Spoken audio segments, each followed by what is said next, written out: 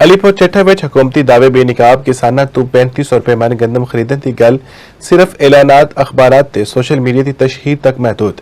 अलीपुर चट्ठा तो दस रहे नवीद अहमद भट्ट। जी बिल्कुल हुकूमत पंजाब ने प्राइवेट कंपनियों ਨੂੰ ਠੇਕੇ ਦੇ ਕੇ ਤੇ ਦਾਅਵਾ ਕੀਤਾ ਕਿ ਅਸੀਂ ਪੰਜਾਬ ਦੇ ਵਿੱਚ ਕਿਸਾਨ ਦਾ ਇੱਕ ਇੱਕ ਦਾਣਾ ਜਿਹੜਾ ਸਰਕਾਰੀ ਰੇਟ ਤੇ ਖਰੀਦਾਂਗੇ। ਪੰਜਾਬ ਹਕੂਮਤ ਨੇ 3500 ਰੁਪਇਆ ਫੀ ਮਨ ਜਿਹੜਾ ਸਰਕਾਰੀ ਰੇਟ ਐਲਾਨ ਕਰਕੇ ਤੇ ਇੱਕ ਕਿਸਾਨ ਨੂੰ ਉਮੀਦ ਦਿਲਾਈ ਕਿ ਅਸੀਂ ਹਰ ਦਾਣਾ ਖਰੀਦ ਕੇ ਤੁਹਾਡੀ ਜਿਹੜੀ ਇਹ ਮਿਹਨਤ ਤੇ ਸਮਰਾਤ ਤੁਹਾਡੀ ਦਹਲੀਜ਼ ਤੱਕ ਪਹੁੰਚਾਵਾਂਗੇ। ਲੇਕਿਨ ਅੱਜ 28 ਅਪ੍ਰੈਲ ਹੈ, जिस सेंटर ते मैं खलोता वा ये सेंटर ग्रीन एग्री माल जरा इतने खरीददारी करेगा। लेकिन 28 अप्रैल आज तारीख है, 28 अप्रैल तक हाली तक ना ही तो कोई बारदाना इशू होया और ना ही कोई खरीददारी का अमल शुरू होया।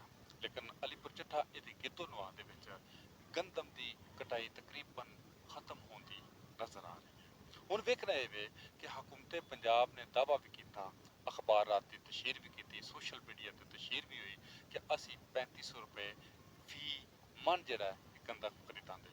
लेकिन हाली तक इस सेंटर से कोई भी एक दाना खरीददारी का नज़र नहीं आया। अगर मैं मंडिया की गल करा तो ओपन मंडिया के 3100 3200 तक हद 3300 तक जी गंदम की जी खरीददारी हुई।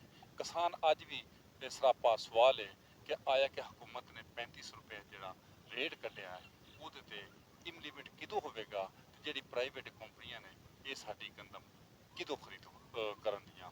और जिस वक्त मैं महकमा फूड के इंचार्ज नाल मेरी गल हुई तो उन्होंने कहा कि साढ़े को इस टाइम तकरीबन 55 के करीब जो डिपार्चर आए हैं जिन्हें ज़ाहर जोड़े किसानों ने ज़ाहर किया कि असी तुहानूं गंदम देंगे, लेकिन बारदाना ना होने की वजह तो वो भी इस टाइम मायूसी के आलम में